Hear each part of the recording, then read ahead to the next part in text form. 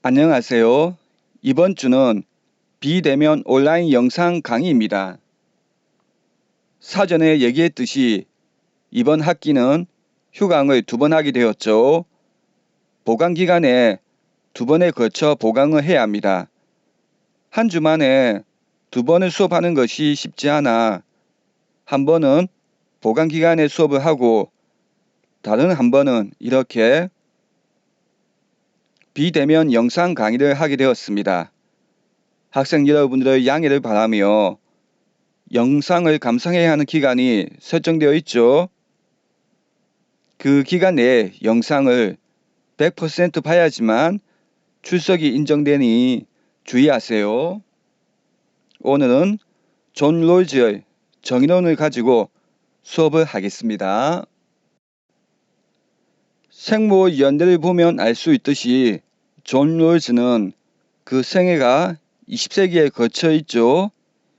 20세기 중후반 미국을 중심으로 활동했던 대표적인 철학자입니다.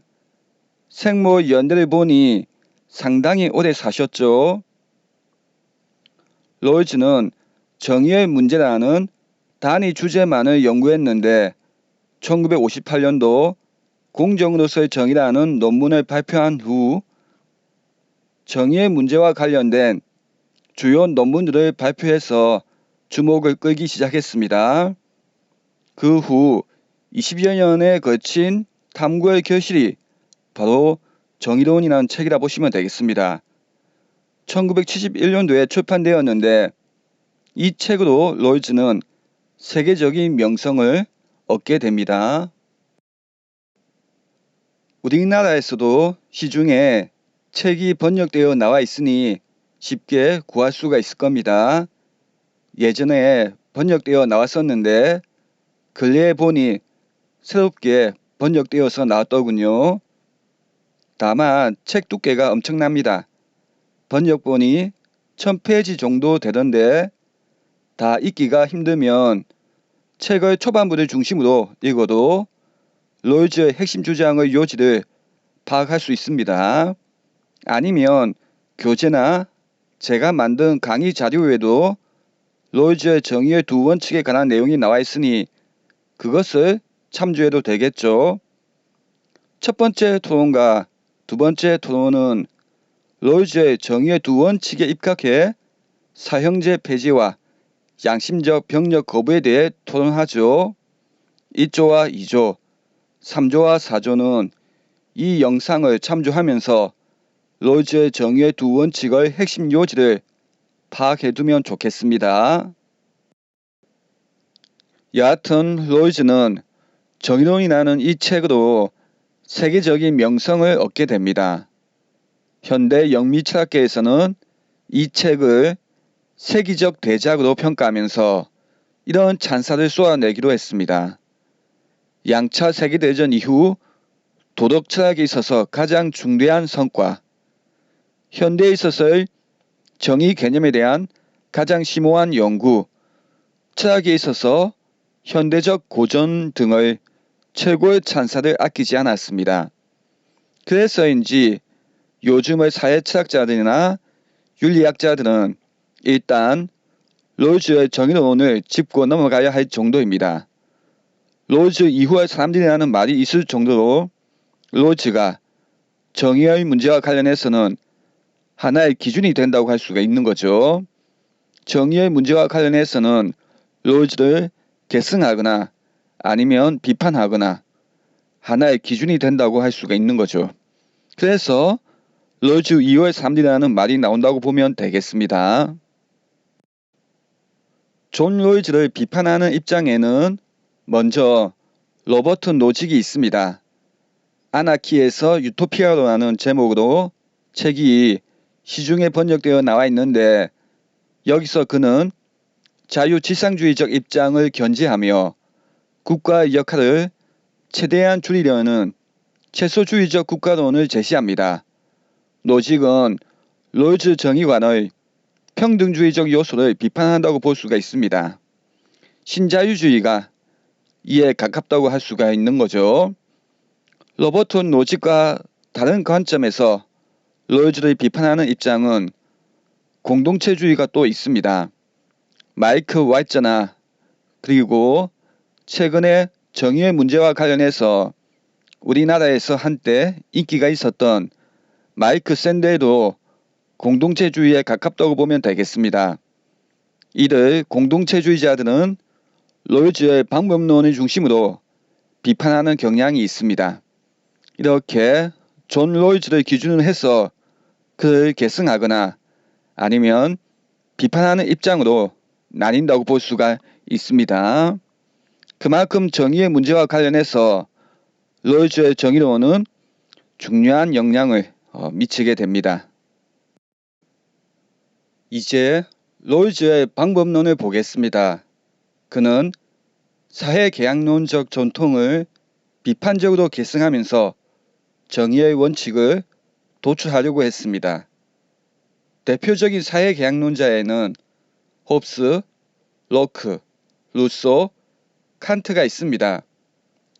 홉스는 논외로 하고 롤즈는 로크나 루소, 칸트의 영향을 많이 받았는데요. 특히 칸트가 중요합니다. 여하튼 근대의 사회계약론적 전통에 따르면 사회나 국가 이전에 자연 상태를 가정하죠. 자연 상태는 역사적 사실이라기보다는 논리적인 가정에 가깝다고 보면 되겠습니다. 법 질서나 국가가 부재한 상태를 논리적으로 가정해 볼 수 있다는 거죠. 그것이 자연 상태입니다. 물론 사회계약론자에 따라서 차이는 있지만 대체적으로 이렇게 봐도 무리는 없습니다. 자연 상태의 개인들은 자유롭고 평등한데 이 자연 상태의 자유롭고 평등한 개인들이 자유로운 논의와 합의를 통해서 사회 상태로 이행해 정부나 국가를 구성하게 된다는 것입니다. 즉, 사회나 국가는 계약을 통해서 만들어진다는 거죠. 우리는 자유로운 논의와 합의, 즉 계약에 의거해서 사회나 국가의 기본 헌장을 선택한다는 것이 사회계약론의 기본적인 핵심 요지라 보면 되겠습니다. 이런 사회계약론의 전통은 당시 자연세계를 바라보는 관점과도 유사한 측면이 있습니다. 당시 자연세계를 탐구하는 학문이 물리학인데 물리학에 의하면 어떻습니까? 자연세계는 물질로 되어 있죠. 이 물질은 또 어떻게 되어 있다고 합니까? 원자로 구성되어 있죠. 그래서 물리학의 중요한 명제가 뭡니까? 모든 물질은 원자로 이루어져 있다는 거죠. 물질이 원자로 이루어져 있듯이 사회나 국가도 어떻습니까? 원자에 해당되는 개인으로 구성되어 있다는 거죠. 롤즈는 이런 사회계약론의 전통을 계승해서 자신의 정의의 원칙을 도출한다고 보면 되겠습니다. 사회계약론에서 자연상태에 해당되는 것이 롤즈에게는 원초적 상황 혹은 원초적 입장입니다. 원초적 상황에 있는 개인들이 합의할 수 있는 정의의 원칙을 도출하고자 하는 것이 존 롤즈의 방법론이라고 보면 되겠습니다. 사회계약론에서 자연상태가 논리적 가정인 것과 마찬가지로 롤즈가 가정한 원초적 상황 역시 하나의 허구, 즉 픽션입니다. 정의로운 사회의 원칙을 찾기 위한 동화 같은 논리적 가정이라고 보면 되겠습니다. 역사적 사실이 아닌 거죠. 먼저 이런 가정을 해보겠습니다. 아직 어떤 조직이나 사회도 속하지 않은 사람들이 장차 하나의 조직이나 사회를 세우기 위해 기본 규칙을 결정하려는 일종의 위원회 같은 모임을 구성한다고 생각해 보겠습니다. 그렇다면 이 조직이나 사회가 정의롭기 위해서 지켜야 하는 정의의 원칙은 과연 무엇이냐는 거죠. 이 정의의 원칙을 도출하기 위해 사회계약론적 전통을 계승하는 롤즈는 원초적 상황 혹은 원초적 입장을 가정한다고 했죠. 이 원초적 상황 속의 개인들은 계약 당사자로서 일정한 조건이 있습니다. 이제 그것을 살펴보겠습니다. 첫 번째 조건은 무지의 배일 혹은 무지의 장막입니다. 원초적 상황 속의 사람들은 무지의 배일을 쓰고 있기 때문에 자기 자신뿐만이 아니라 타인에 대해서도 전혀 모르며 심지어 관심도 없습니다. 사회 속에서 사람들은 각자 특정한 신분과 재능, 장점과 단점, 각자의 이해관계를 지니고 있죠. 그런데 롤즈가 가정한 원초적 상황 속의 개인들은 자신들이 누구인지 모르고 있으며 자신의 나이라든가 성 혹은 피부 색깔, 재능이 있는지 없는지조차 모른다고 보면 되겠습니다. 자신이 부자인지 가난한지 아니면 권력이 있는지 없는지 남자인지 여자인지 젊은지 아니면 나이가 있는지 흑인인지 아니면 백인인지 전혀 모르는 상태라고 보면 되겠습니다. 특히 중요한 것은 이 사람들은 어떤 삶이 가치 있는 삶인가 하는 데 대한 자신의 생각, 즉 자신의 가치관도 모르는 상태라고 보면 되겠습니다. 또한 앞서 얘기했듯이 자기 자신뿐만이 아니라 타인에 대해서도 무지하고 무관심한 상태라고 보면 되겠습니다. 이것이 무지의 배일 혹은 무지의 장막입니다. 롤즈는 원초적 상황 속의 사람들이 이런 무지의 배일을 쓰고 있다고 가정합니다. 물론 현실적으로 이렇게 무지의 배일을 쓰고 있는 상황을 생각할 수는 없겠죠. 그렇기 때문에 이것은 어디까지나 하나의 허구적인 상상, 즉 논리적인 가정이라고 보면 되겠습니다. 그렇다면 롤즈는 왜 원초적 상황 속의 사람들이 무지의 배일을 쓰고 있다고 가정했을까요? 이것을 한번 생각해 보겠습니다. 만약 자기가 부자이면 어떻겠습니까? 부자에게 이익이 되는 정의의 원칙을 도출하고자 하겠죠. 자신이 만약 가난하면 가난한 사람에게 유리한 정의의 원칙을 도출할 것이고 자신이 백인이면 백인에게 흑인이면 흑인에게 이익이 되는 정의의 원칙을 도출하고자 할 겁니다. 남자면 남자에게, 여자면 여자에게 유리한 정의의 원칙을 도출하려고 하겠죠. 이와 같이 모두가 자신에게 이익이 되는 방식으로, 즉 자신의 기득권을 지킬 수 있는 방식으로 정의의 원칙을 도출하려고 한다면 이들 간에 서로 합의할 수 있는 정의의 원칙이 있을 수 있겠습니까? 쉽지 않겠죠? 합의는 쉽지 않을 겁니다. 각자가 자신의 기득권에 유리하게 정의의 원칙을 도출하지 않고 모두가 합의할 수 있게 하는 어떤 장치가 필요한데 그것이 무지의 배일이라고 보면 되겠습니다. 자, 이 슬라이드에 있는 내용을 한번 읽어보겠습니다. 세상에는 천부적 능력이나 사회적 지위 그리고 가치관에 있어 각양각색의 사람들이 살고 있다. 능력이나 지위 그리고 가치관이 서로 다른 사람들이 하나의 정의 원칙을 합의한다는 것은 지극히 어려운 일이며 각자는 자신에게 유리한 원칙을 내세우기 때문에 합의는 결렬되기 쉽다. 우리는 각자 자신의 기득권을 이용해서 자신에게 유리한 원칙을 채택하지 못하게끔 그리고 쌍방이 합의할 수 있게끔 정보를 제한하는 어떤 장치가 필요하다. 또 이렇게 생각해 볼 수가 있습니다. 사회 속에서 한 개인의 위치는 주어진 경우가 많죠. 사회적 기득권은 자신의 노력을 통해서 성취할 수도 있겠지만 대부분 태어나면서 주어지는 경우가 많습니다. 부자로 태어났는지 아니면 가난하게 태어났는지 백인인지 아니면 흑인인지 남자인지 아니면 여자인지 사회 속의 한 개인의 위치는 태어날 때부터 주어지는 경우가 많습니다. 그리고 이것은 운에 달려있죠. 누가 가난하게 태어나는 것을 원하겠습니까? 부자로 태어나기를 원하죠. 기득권이 없는 상태보다 기득권을 가진 상태에서 태어나기를 원하겠죠. 그런데 이건 자기가 어떻게 할 수 없는 부분이지 않습니까?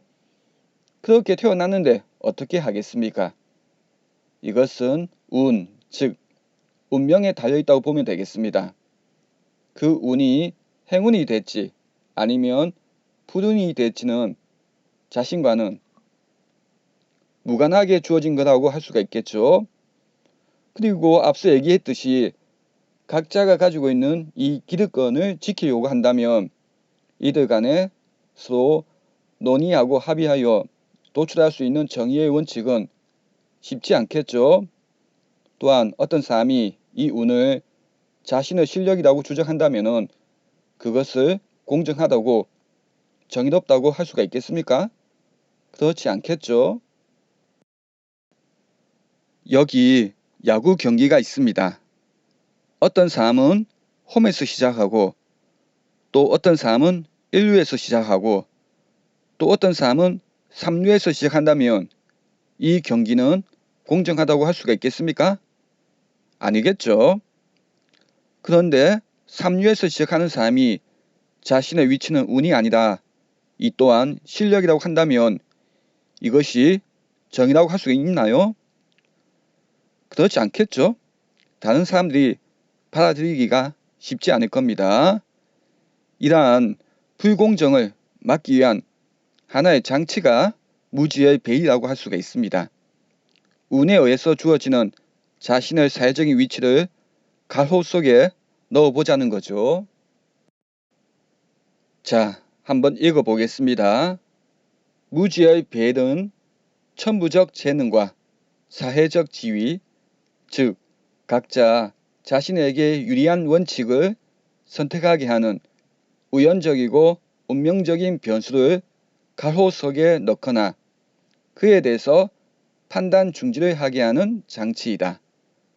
사적인 이해관계를 버리고 공적인 입장, 즉 공정성을 보장하기 위한 것으로 이해하시면 되겠습니다.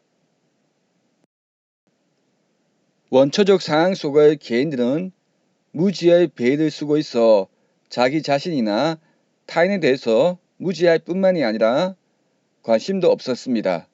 그래도 이들은 자신의 이익을 합리적으로 추구할 수 있는 이성을 가진 존재라는 거죠. 즉, 원초적 상황 속의 계약 당사자의 두 번째 조건은 개인들이 합리성을 가진 존재라는 겁니다.